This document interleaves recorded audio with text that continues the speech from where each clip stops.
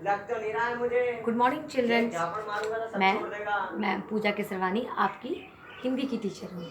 आपसे आप पहले 3rd क्लास में थे, आप 4th क्लास में आ गए हैं। तो हिंदी का आपका सब्जेक्ट होगा, तो उसमें आपका सेकंड पीरियड में आपका हिंदी का होगा, वो मैं पढ़ाऊँगी। ठीक है, ये आपकी हिंदी की बुक है, आपके पास होगी, नहीं है तो आप लोग खरीद लीजिएगा। तो हिंदी का लेसन, हिंदी में आपकी 2 किताबें आएंगी। हिंदी में आपका ये हिंदी और दूसरा कॉपी आपकी किताब आएगी हिंदी व्याकरण। इस साल से आपके लिए एक सब्जेक्ट और इंट्रोड्यूस हुआ है, वो है संस्कृत। संस्कृत के बारे में हम बाद में बात करेंगे, उसका भी आपका मैं टाइम टेबल बना दूँगी, इसके अकॉर्डिंग हम लोग बात क्या करेंगे। तो आपका हिंदी का जो लेसन फर्स्ट है आपका, देखिए सब लोग ध्यान से, हिंदी का फर्स्ट लेसन है मन के भोले भाले बादल। तो इस कविता में हम आपको बादल के बारे में बताया गया है कि बादल किस किस रूप में होते हैं और कैसे किस तरह का अलग अलग उनका डिज़ाइन होता है, क्या होता है, उसके बारे में हम पढ़ेंगे। आप सबको पता है ना, बादल जब होते हैं गरजते हैं, काले बादल होते हैं, बारिश होने वाली होती है तो अलग हो जाते हैं। जब धूप निकली होती है तो आसमानी रंग के होते हैं, कभी सफ़ेद रंग के होते हैं, तो अलग अलग होते हैं। तो इस कविता में हमें कभी बादलों के बारे में बताया जा रहा है। तो आप लोग भी मेरे साथ साथ एक एक लाइन पे हाथ रख के पढ़िएगा, क्योंकि कविता को पढ़ना ही नहीं, कविता को किस ढंग से पढ़ा जाता है ये भी बहुत ज़रूरी होता है। तो जिस तरह से राइम से मैं पढ़ूंगी उस तरह आप भी ध्यान दीजिएगा। झब्बर झब्बर बालों वाले, गुब्बारों से गालों वाले, लगे दौड़ने आसमान में, झूम झूम कर काले बादल। ठीक है, फिर से एक बार फिर से ध्यान से दीजिएगा, एक एक वर्ड को बहुत ध्यान दीजिएगा। झब्बर, अदबा पूरा बा है, झब्बर झब्बर झब्बर बालों वाले। ठीक है, झब्बर झब्बर बालों वाले, गुब्बारे, गुब्बारे देखिए कैसे लिखते हैं, गुब्बारे से गालों वाले, ये है गालो, गालो जो आपके चिक्स होते हैं वो हैं। लगे दौड़ने आसमान में, आसमान माने स्काई, झूम झूम कर काले बादल। ठीक है, ये आपको 4 लाइन्स जो है, इन 4 लाइन्स के बारे में आपको बताती हूँ। झब्बर झब्बर बालों वाले, झब्बर झब्बर बालों वाले मतलब जैसे आपके बाल होते हैं घने घने, बहुत सारे बाल होते हैं। तो जब बाल घने होते हैं, खूब ढेर सारे बाल होते हैं, तो कभी कभी बादल हमें एकदम से खूब घने बादल की तरह नजर आ रहे होते हैं।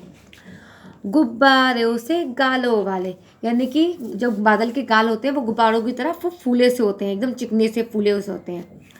लगे दौड़ने आसमान में, मतलब आसमान में ऐसा लग रहा है कि हमको बहुत, जब बादल कभी देखा है ना आपने चल रहे होते हैं तो ऐसा लग रहा है कि आसमान में दौड़ लगा रहे हो, रेस लगा रहे हो।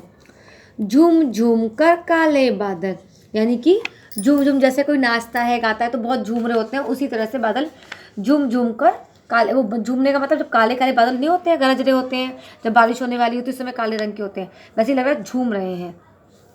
तो पहली 4 लाइन अब ध्यान से करिए, फिर से पढ़िएगा। झब्बर झब्बर बालों वाले, गुब्बारों से गालों वाले, लगे दौड़ने आसमान में, झूम झूम कर काले बादल। ठीक है, ये आपकी 4 लाइन्स आपको याद भी जानी चाहिए, आपको पढ़नी भी आना चाहिए, क्योंकि आप में से बहुत से बच्चे ऐसे हैं जो रीडिंग नहीं कर पाते हैं, लेकिन रीडिंग करना भी आना चाहिए, और किस तरह से पढ़ेंगे आप ये भी ध्यान रखना चाहिए। कहाँ पे कॉमा आता है, कहाँ विराम आता है, इस बात का हमें बहुत ज़्यादा ध्यान देना पड़ेगा। उसके बाद कुछ जो कर से तोंद फुलाए, ये देखिए, कुछ जो कर से तोंद फुलाए, कुछ हाथी से सूंड उठाए, कुछ ऊँटों से कुबड़ वाले, कुछ परियों से पंख लगाए।